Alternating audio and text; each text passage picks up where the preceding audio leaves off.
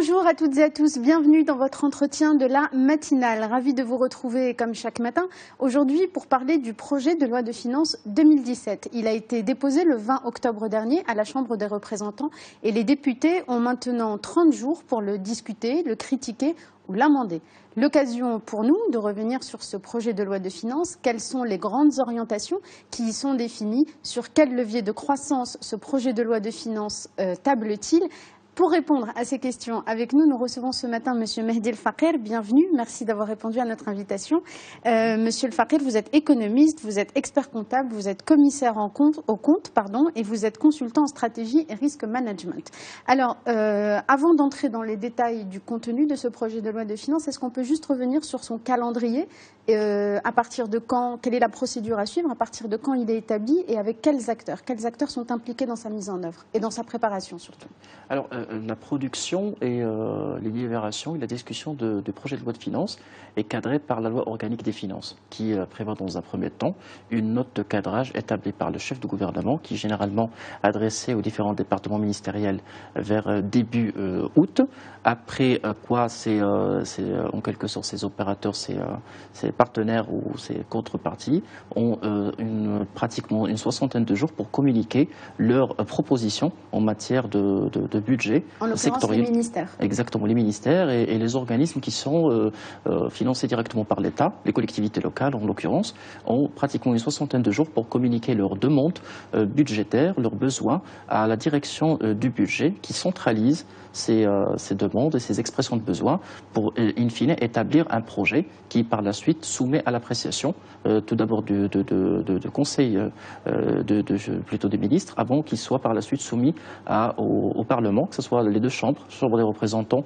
et des conseillers, qui ont à partir de fin octobre jusqu'à la fin de l'année pour délibérer. Ça commence par les commissions parlementaires, puis le vote au niveau de la première chambre, idem pour la deuxième chambre, pour que, in fine, vers le 31 décembre de chaque année, il soit publié au niveau du bulletin officiel. Est-ce que c'est un délai qui est respecté? On la vote souvent en retard, cette loi de finances. Qu'est-ce qui explique ces retards? Et est-ce que cette année, en raison de la conjoncture politique, on va changer de gouvernement dans les prochaines semaines, est-ce que ça risque d'avoir un incidence sur ce délai? Il a été relevé ces dernières années que ce délai a été toujours respecté, si j'exclus la loi de finances 2012 qui a été votée à cheval, parce qu'il y a eu les tractations à l'époque pour la formation du gouvernement. Donc le projet de loi de finances transitoire a été voté vers début mai. Donc cette année, compte tenu de la stabilité politique, du moment que le PJD a été chargé de former le gouvernement, a priori le calendrier devrait être respecté. La première chambre vient d'être installée. Normalement, les délibérations devraient suivre la formation du gouvernement et la nomination d'un ministre des Finances.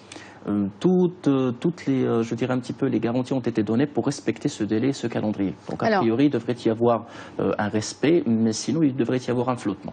Est-ce qu'on prévoit, est-ce qu'il y a des dispositions qui permettraient au nouveau gouvernement de revenir et d'amender certains aspects de ce projet de loi de finances, sachant que ce n'est pas le même gouvernement qui l'aura préparé? Absolument, du moment qu'on parle d'un projet de loi. Donc il y a effectivement une version qui a été soumise au Parlement, je dirais à la première chambre, qui lui permettrait en quelque sorte de délibérer. Donc lors des délibérations, des amendements pourraient peut-être y apporter parce que, in fine, le gouvernement, c'est l'émanation d'une majorité gouvernementale. Donc, de façon indirecte, le gouvernement pourrait très bien apporter des amendements ou des changements. Alors, dernière question, avant de passer au contenu, il y a une loi de règlement qui est prévue et qui est censée faire le bilan de l'année précédente avant de voter la nouvelle loi de finances. Est-ce que cette loi de règlement est respectée?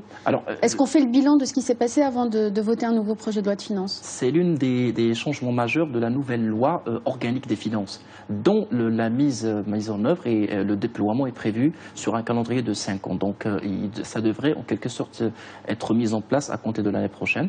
Donc la mise en place et le déploiement et la mise en œuvre en quelque sorte des mécanismes et des outils d'évaluation prévus au niveau de la loi organique des finances devrait se faire sur 5 ans. Donc pour cette année 2017, nous n'avons pas encore vu une évaluation préalable, donc nous avons commencé directement par la note de cadrage émise par le chef du gouvernement. C'est une mesure qui est attendue pour l'année prochaine. Parfait. Alors passons maintenant au contenu. Quels sont les impératifs internes et externes? Parce qu'il y a également les mesures préconisées par le FMI en août dernier. Donc quels sont les impératifs, les injonctions externes et internes qui pèsent sur ce projet de loi de finances 2017? Alors, je dirais en quelque sorte, les différentes injonctions concernent les indicateurs macroéconomiques, notamment le taux de déficit qui ne devrait pas dépasser les 3%, la maîtrise de la masse salariale, de budget salarial qui ne devrait pas dépasser, en tout cas l'État ambitionne de le ramener à des niveaux raisonnables dans l'horizon 2020, donc qui ne devrait pas dépasser les 10%. Cette année, effectivement, ces impératifs, principalement, les impératifs ont été relatés au niveau du projet de loi de finances. Donc les équilibres macroéconomiques devraient être sauvegardés en augmentant les dépenses, plutôt en maîtrisant les dépenses de fonctionnement et en augmentant les recettes fiscales et en réformant que ce soit la caisse de compensation et les régimes de retraite pour pouvoir maîtriser davantage les charges de fonctionnement et les dépenses de fonctionnement. Donc aujourd'hui, nous sommes devant des impératifs budgétaires macroéconomiques principalement qui ont été repris dans le projet de loi de finances et qui s'inscrivent dans un petit peu les engagements pris par l'État marocain vis-à-vis des institutions financières internationales suite à l'autorisation de lignes de précaution et de liquidité pour de 3,4 milliards de dollars. Alors, parmi les grandes orientations définies, il y a la croissance. On table sur une croissance de 4,5% dans ce projet de loi de finances, en tablant sur l'exportation notamment. Est-ce que ça vous semble réaliste de tabler sur l'export, sachant que sans un rééquilibrage du commerce international, c'est difficile, et en diminuant un peu, c'est prévu dans le projet de loi de finances, les attentes en matière de demande intérieure? Alors aujourd'hui, nous sommes sur plutôt un taux de croissance qui devrait avoisiner le 1,6%, le tout dernier. Donc dans l'attente des chiffres définitifs de l'année, passer de 1,6% à 4,5% semblerait compliqué. C'est trop optimiste. Je dirais que c'est trop optimiste au regard des chiffres.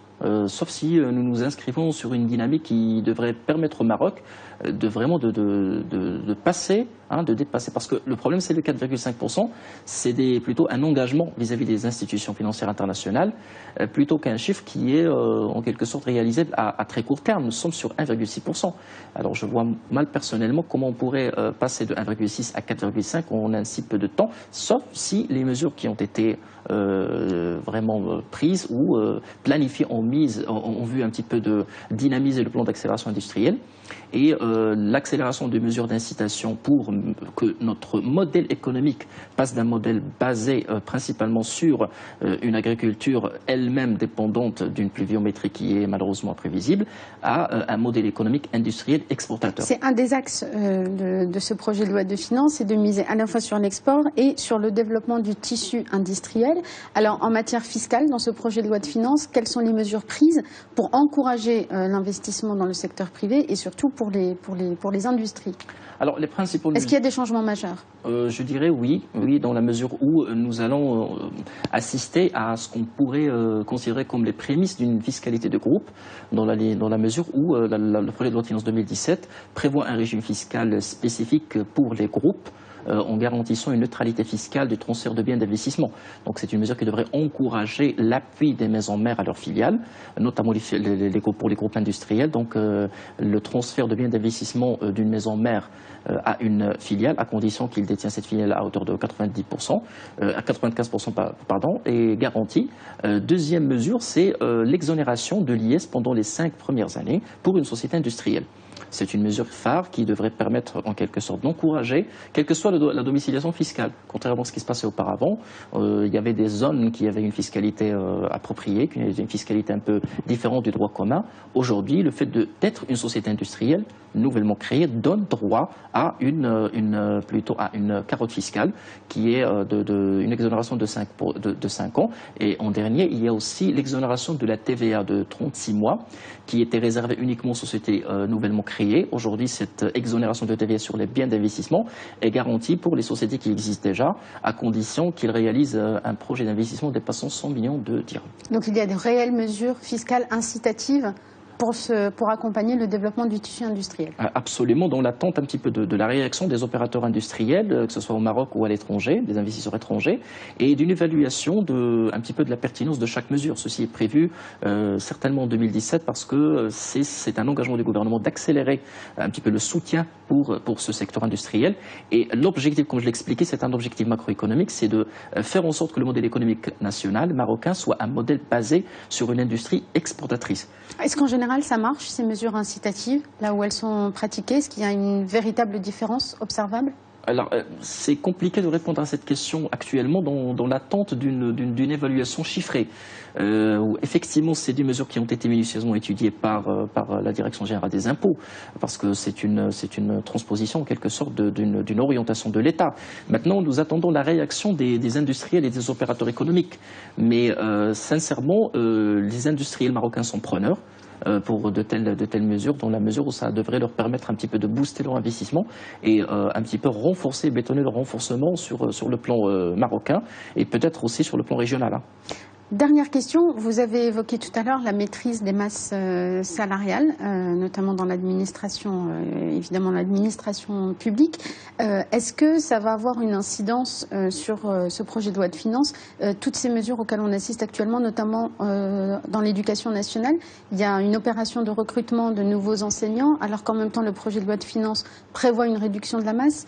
Comment est-ce que ça va s'équilibrer? Est-ce que ça va avoir un impact? Alors, c'est une question très pertinente parce que le projet de loi de finances 2017, il tape sur la création de 8000 postes d'emploi pour l'éducation.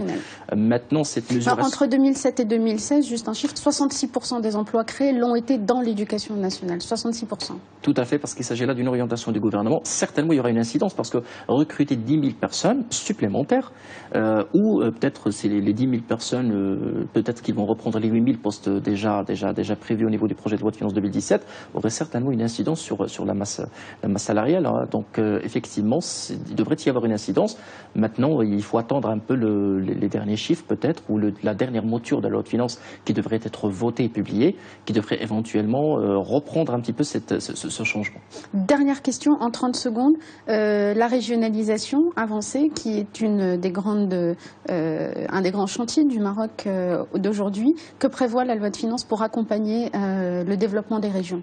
Alors, principalement, c'est une redistribution des recettes fiscales au niveau des régions. Donc, il y a vraiment une nouvelle redistribution qui a été décidée, qui devrait permettre un petit peu des régions d'avoir plus, en quelque sorte, de ressources, dans l'attente un petit peu de figer les chiffres, et surtout en matière de recettes fiscales, qui devraient être redistribuées en centrale pour qu'ils puissent un petit peu faire profiter les régions de ces recettes afin de financer leur programme d'investissement et leur fonctionnement. Mais là, la réforme ne devrait pas uniquement concerner la loi de finances, mais il y a aussi ce qui vient d'être voté par le gouvernement concernant la mobilité qui devrait permettre bien sûr aux collectivités de bénéficier plutôt et aux régions de bénéficier des ressources humaines et des moyens dans le cadre un petit peu d'une redistribution des moyens humains et matériels. Parfait, merci beaucoup Monsieur El Fakhir d'avoir commenté avec nous et d'avoir rendu un petit peu plus clair ce projet de loi de finances. Merci infiniment. Merci à vous tous et à vous toutes de nous avoir suivis. Rendez-vous demain pour un nouvel entretien de la matinale. Restez sur Médien TV. Très bonne journée à tous.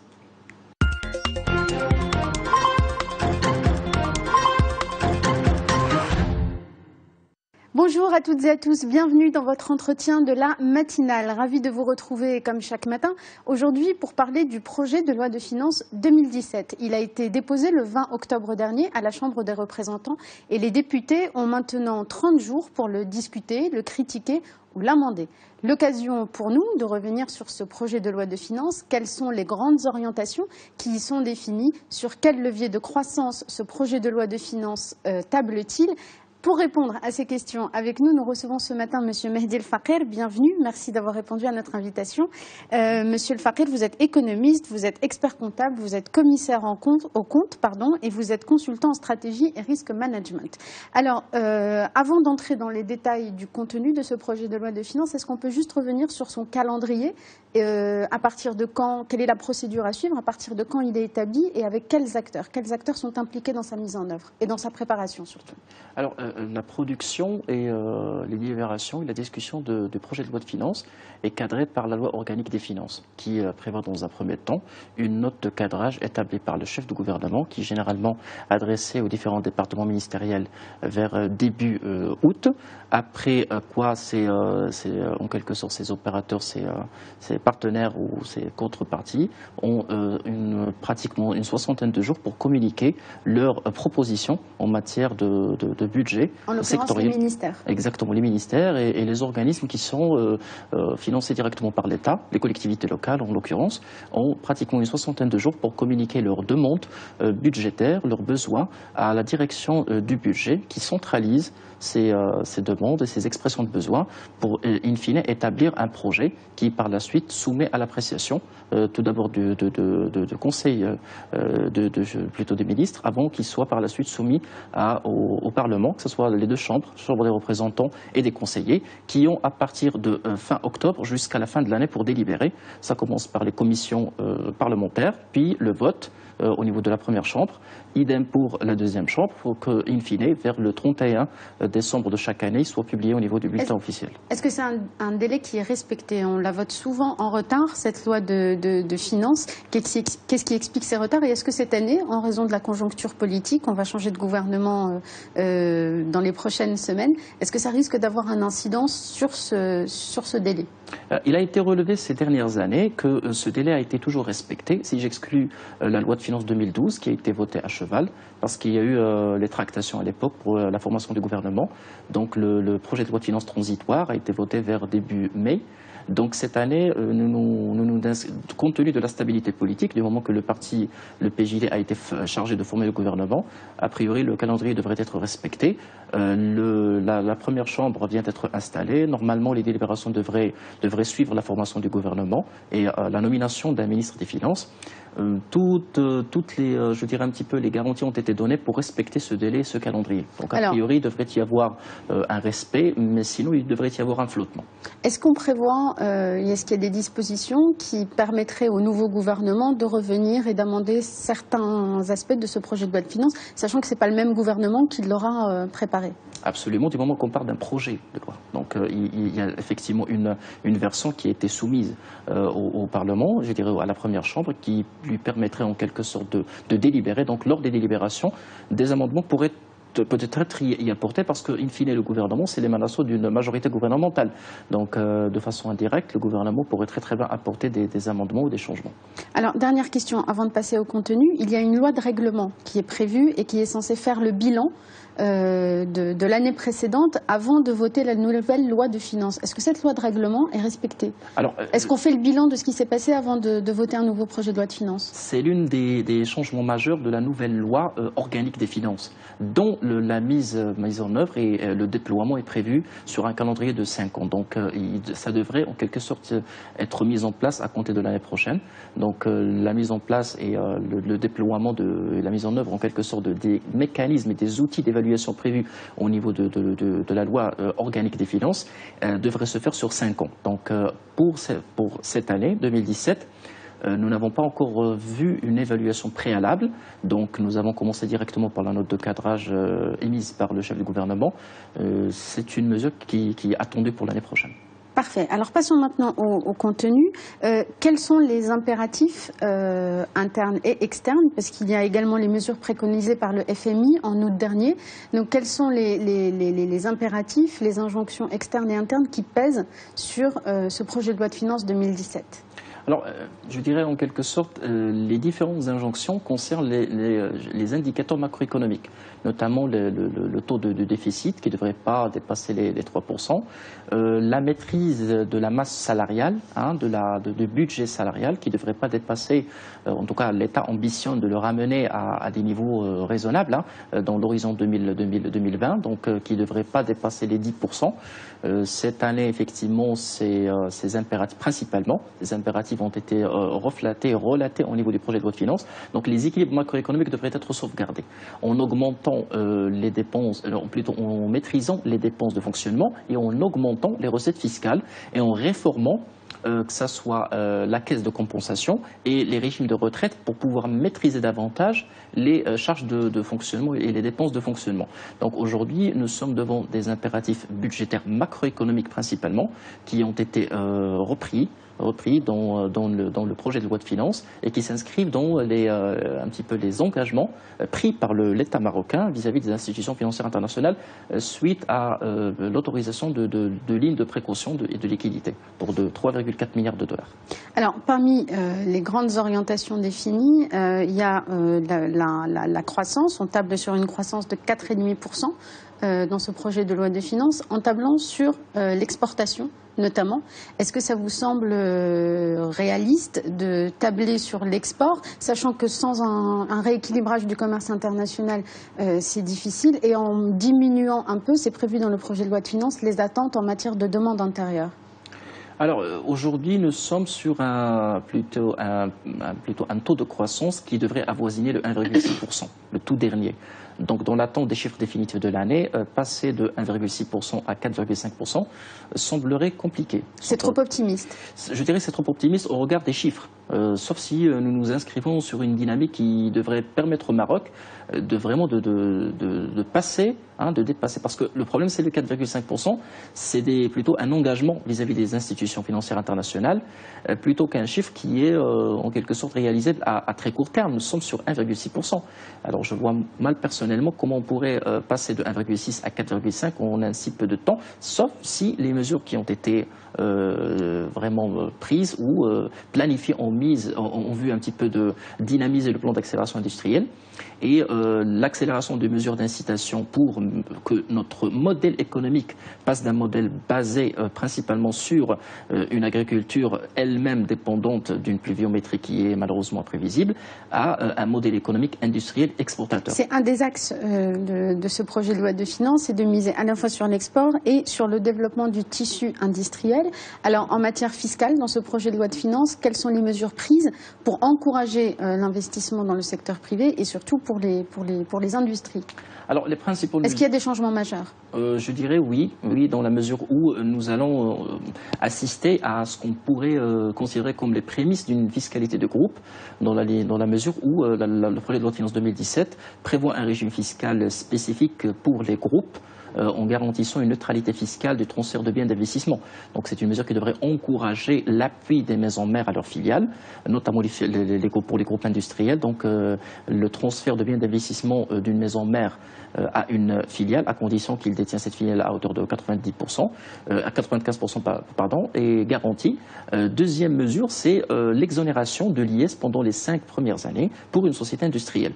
C'est une mesure phare qui devrait permettre en quelque sorte d'encourager, quelle que soit la domiciliation fiscale. Contrairement à ce qui se passait auparavant, il y avait des zones qui avaient une fiscalité appropriée, une fiscalité un peu différente du droit commun. Aujourd'hui, le fait d'être une société industrielle nouvellement créée donne droit à une carotte fiscale qui est une exonération de 5 ans. Et en dernier, il y a aussi l'exonération de la TVA de 36 mois qui était réservée uniquement aux sociétés nouvellement créées. Aujourd'hui, cette exonération de TVA sur les biens d'investissement est garantie pour les sociétés qui existent déjà, à condition qu'ils réalisent un projet d'investissement dépassant 100 millions de dirhams. Donc il y a de réelles mesures fiscales incitatives pour accompagner le développement du tissu industriel. Absolument, dans l'attente un petit peu de la réaction des opérateurs industriels, que ce soit au Maroc ou à l'étranger, des investisseurs étrangers, et d'une évaluation un petit peu de la pertinence de chaque mesure. Ceci est prévu certainement en 2017 parce que c'est un engagement du gouvernement d'accélérer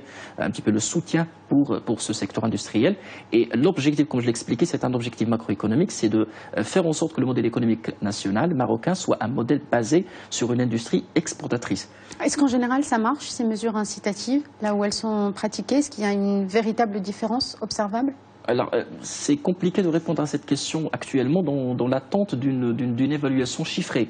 Où effectivement, c'est des mesures qui ont été minutieusement étudiées par la Direction générale des impôts, parce que c'est une transposition en quelque sorte d'une orientation de l'État.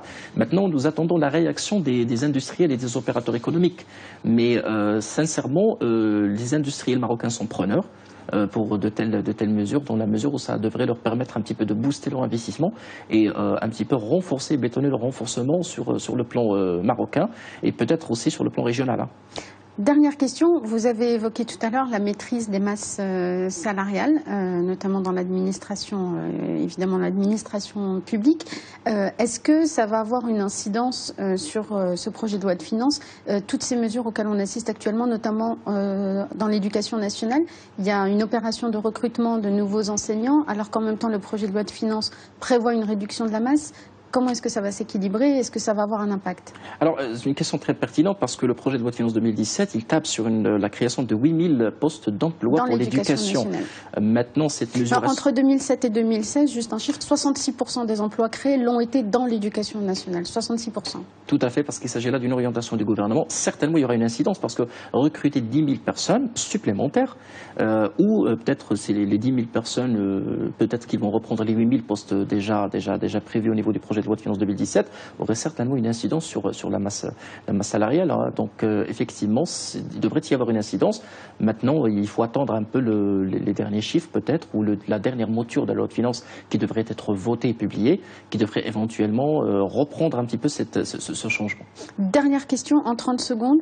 La régionalisation avancée, qui est un des grands chantiers du Maroc d'aujourd'hui, que prévoit la loi de finances pour accompagner le développement des régions?